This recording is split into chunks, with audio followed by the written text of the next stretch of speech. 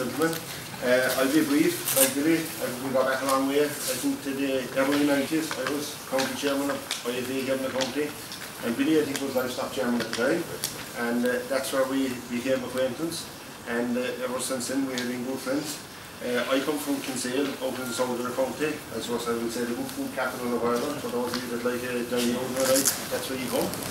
I farm with my son Martin. We farm over 1,000 acres of tillage farming. We also have a planter business and a landfill business. So we're kept occupied most of the year anyway. Generally speaking, we're, as I said, we operate in tillage farming. We do a huge business in the big square bale business. We deliver straw all up the west of Ireland. We were in Galway yesterday, and we deliver a lot at harvest time, big square bales. And to the livestock sector, we need the dairy sector, because I'm old enough and wise enough and long enough around to know that we're all in the chain. The dairy farmers need wheat fillers, we need the dairy farmers, so we also need the filling them, and we also need the big farmers. They're not here today, but they consume what we are producing. So it's very important that we can't farm and operate in isolation. We must think broadly, we must think of each sector, because we're dependent on one another. The importance of agriculture, certainly go back 5 years ago, agriculture was the poor relation of the economy. We didn't exist in the eyes of government and in the eyes of business. We just didn't exist. By God, until one thing, the wheel has turned, and certainly agriculture is now seen as the vehicle that's going to bring the economy forward and keep the economy going, because of our exports. Billy outlined there the huge volume of exports to the beef, to dairy, exports, and we are the wealth creating side of the economy. Building houses, building apartments, building commercial units that there was no sale for. That wasn't wealth creating. It was, we were building them to sell them to ourselves, and a lot of them were selling them for that matter, and they might never be sold. Just maybe I should have said at the outset, someone said to me we should open at your lunch there, or 2 weeks ago when I was ago, that it was a great honour to have the like of we for the speaking. No, it's not. It's an honour for we to speak to you people. That's the way I would see it. It's an honour to be asked, and thanks indeed to Macra for asking. The value of tillage farming. Tillage farming, we don't have huge exports in tillage farming. This is different to beef, different to dairy, because most of what we produce is consumed within the country to feed animals and to feed, it goes into the drinks industry. We have a small malt and barley export, but generally speaking, most of what we produce, either in cereals, in oilseed rape, or in beef, is produced within the country to feed the livestock that we have produced, we produce here. The value of tillage farming to the economy, particularly this year with high yields, high prices, was something in the region of €500 million. Not least means that quite considerable figure of money. Now, my brief basically here today is to speak on the profitability of tillage farming and the areas that govern profitability in tillage farming. I'd sum up in 5 areas. Billy, I think it's 7, I'll mention 5. First of all, I will say costs, and Billy dealt with costs. Costs are a factor to everyone involved in Irish agriculture, regardless of enterprise. Because if you can't control the costs, you're out of business. Costs, choice of crop is number 2. The yield you get per acre is number 3. The price you get for your product is number 4. And lastly, which concerns Billy and myself, the single farm payment. That is going to be a huge issue going forward, the value of the single farm payment. I will also touch on another issue that is close to my heart. I was formerly, during the final years of the sugar beet industry, I was national chairman of the sugar beet industry. It should never have closed, I always maintain that view. And I'm presently involved in hopefully reinstating the industry back into the country. But look, I'll deal with that at the end. So look, I'll deal first now with costs. Costs of production. Machinery costs, input costs, costs of tonnage. I'll deal with the first one, machinery. If you have a large enterprise, it's grand to have big machinery and a lot of machinery, but it's important that you tailor the amount of machinery and your cost of machinery to the size and the efficiency of the enterprise you're operating.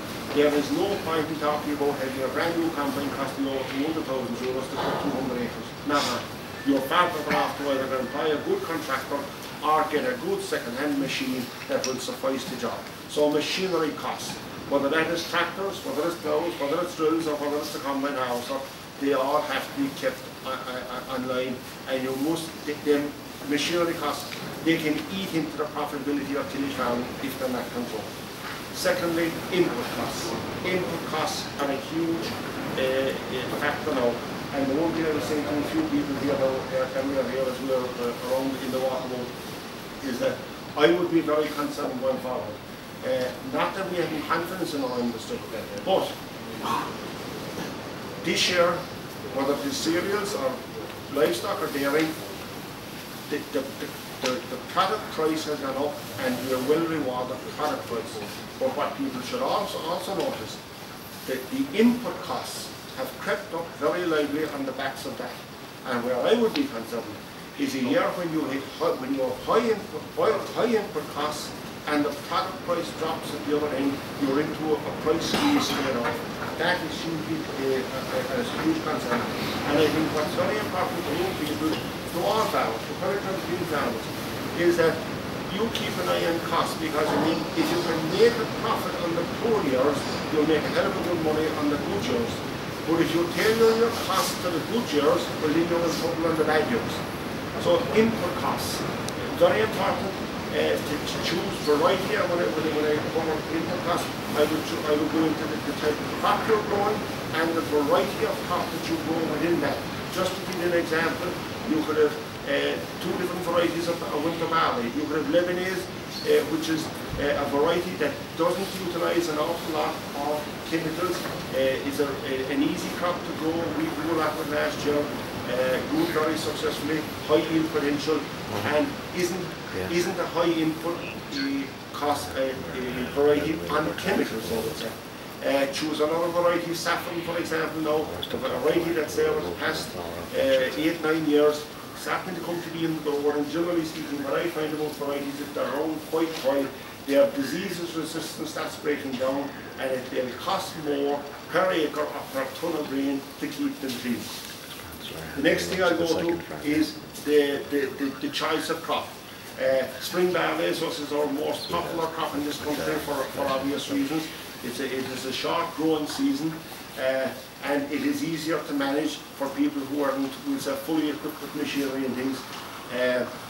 Again, we have, for those people that are in a good malting barley area, and if you're close to a malting and can get a malting contract, malting barley, and particularly in spring barley, is possibly one of the most profitable crops from a cereal perspective that you can grow. The other thing that I should touch on there is con-acre costs. Con-acre costs, again, after a very, very good cereal harvest, they tend to creep up. But certainly, given the type of prices that we're hearing already this year, of anything over €200 an acre is absolutely crazy. We have heard in our own county here, 250. We have heard, I was shown an ad on the paper there recently of a young man, not far from Billy and myself, and he's looking for land at €300 an acre. Well, even just to calculate for a moment that you get 3 ton or 3.5 ton of spring barley, and if the price of barley next year is €150 a ton. Now I'm sure Daily Go will be offering prices far in excess of that. I will be selling the deals here later. But just to give you an example, if the price of barley next year is €150 a ton, already, if you're giving €300 an acre for ground, so that's the first 2 ton gone. The cost of inputs to grow just strictly direct inputs. The cost of the chemicals, fertilizer, seed, they're €196 an acre. So there's over another ton gone. What's for yourself? What's for putting the diesel in the tractors? And diesel is now a huge cost, particularly in tillage farmers, because every time you go to utilise, particularly one of the higher horsepower tractors, it costs you up to €200 in the morning to fill it. I'm talking about one of the larger tractors. The fourth item I go to will be, the third item will be yield. It's hugely important to be able to maximise efficiency into your farm to achieve high yields. Yields relative to the inputs you're putting in are crucial. A farmer that's getting 3 tonnes of winter wheat, for example, his costs are still the same, but if you can get 4 tonnes per acre, well then the additional tonne is for yourself. So you must, to maximise efficiency in your output, you must maximise output, and that is getting good yields per acre. That means from prior to the day you go into plough the field, ensure you go in ploughing a scotch-free field, that your stubble is clean, you do a good job in ploughing, you do a good job in sowing, you do a good job in applying fertilisers and chemicals afterwards, that you have applied correctly at the right time. Because from time to time, and I'm sure Dennis will be well aware of this, I've heard of chemical representatives telling me from time to time that they go to a farmer and they recommend him to put out a chemical, and they say, well yeah, you need to spray that now in the next 2 days. But 3 weeks later the chemical was still in the shed, and they were blaming the chemical representative that he gave them the wrong chemicals. The reason being, if he says spray it at a particular time, well then you spray it within 48 hours, weather permitting obviously of course. And weather permitting is hugely important in cereal farming. You don't go out and go tilling the land on weather that it's not suitable to do. You operate on tillage land, particularly. There's a certain window of opportunity when you're sowing winter barley or spring barley or winter wheat. You move on when the day is right and when the time is right. And if that's, you can throw away the watch at 6 o'clock in the evening and say, look, I'm going to stop at 6 o'clock. You drive on, get the job done. And that's hugely important, because we were just discussing a few of us here earlier this morning. There's still a bit of cereals to be harvested. If you're in the journal this week, there's 20% to it in the northeast, in the northwest now. Admittedly, they didn't get the weather this year, it was a slow we will. But I think it's hugely important that when you get the opportunity in tillage farming, you grab it with both hands and go for it. Price. Price is hugely important in tillage farming. The price you get for the product. Because the difference between getting €160 a tonne and getting €130 a tonne on a 3 tonne per acre crop, that's almost €100 an acre. And maybe it's that 100 acres will be the profit at the end of the day. For our own side of it, we maximise straw sales. We bale our own straw, we purchase a lot of straw, we move it on, we sell it all over the area, particularly in the livestock areas. On the price issue, selling forward, I think Dennis might be covering here later. And if it's up today, I can say to you on a green price, if he's offering €160 a tonne for next year, I'd be inclined to invite him out for dinner tonight and celebrate the deal, because it may not be €160 a tonne. I'm sure Dennis will deal with that. The fifth item I will cover, and Billy touched on it, single farm payment. Single farm payment going forward, particularly for the sectors that it possibly have low income. Single farm payment is critical. I know it will be a big debate in the next year, whether it is within Macra or IFA or ICMSA, wherever it will be, or whatever organisation, it's going to be a huge debate. It will possibly be a very divisive debate, because I mean, as Billy outlined here, livestock farmers, sheep farmers, they simply cannot survive without a big single farm payment. And if you have a kind of a flat payment coming in, that could seriously undermine the productivity of those farmers. As well as that in tillage farms, we need a big single farm payment. If the single farm payment is cut, it could seriously affect the productive sector. Now, final way to finish up, I will finish up on the sugar beet issue, as I outlined earlier. I was national chairman during those years when the industry was closed, and I don't know what part of the country you come from, as well as all the tillage areas, but I vehemently opposed the closure of the sugar beet industry. My advice at the time was keep it going for a further 2 years, because I believe, and thankfully I didn't prove right, the tide was turning in the industry. The tide was turning across Europe and sugar.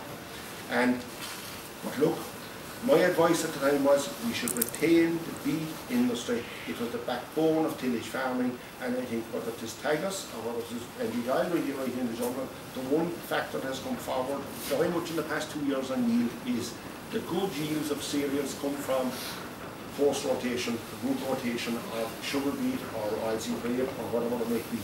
So for that reason, for a number of reasons, I felt it was important that we should get that industry going. The advice from other parties maybe including government, and I also have to include IFA, and that was take the money and run, take the bit of compensation and run. I always believe it was a short-term, blighted policy that we should never have gone down that road. Thankfully, I am part of a group at present that is trying to reinstate the industry back to the country. And if I can just briefly mention, when we exited the industry, the price of sugar was 500 to 600 euros a tonne, world price of sugar. That price of sugar is now 900 euros. And I'm part of the group, as I've said, Country Crest, Michael Hoyer, Country Crest is chairman of our group, and Michael Hoyer is involved in, and Country Crest involved in food production as well, and they are dealing on a regular basis with the multiples and the sweet manufacturers and biscuit manufacturers and those. And I have heard the story, won't be factual, within the past 2 weeks. One of the large users of sugar in this country have fixed a forward price of 920 euros a tonne for the next 2.5 years.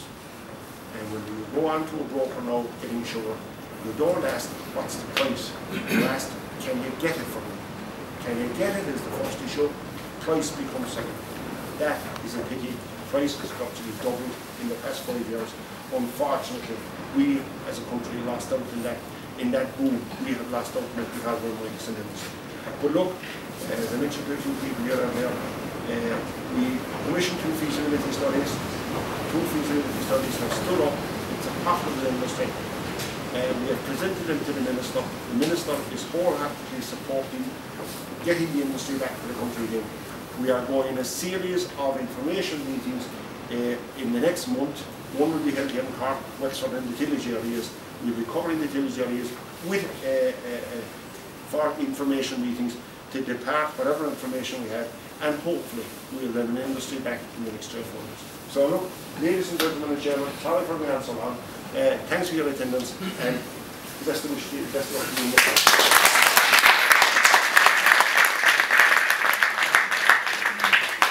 Jim, I don't think there's any need for you to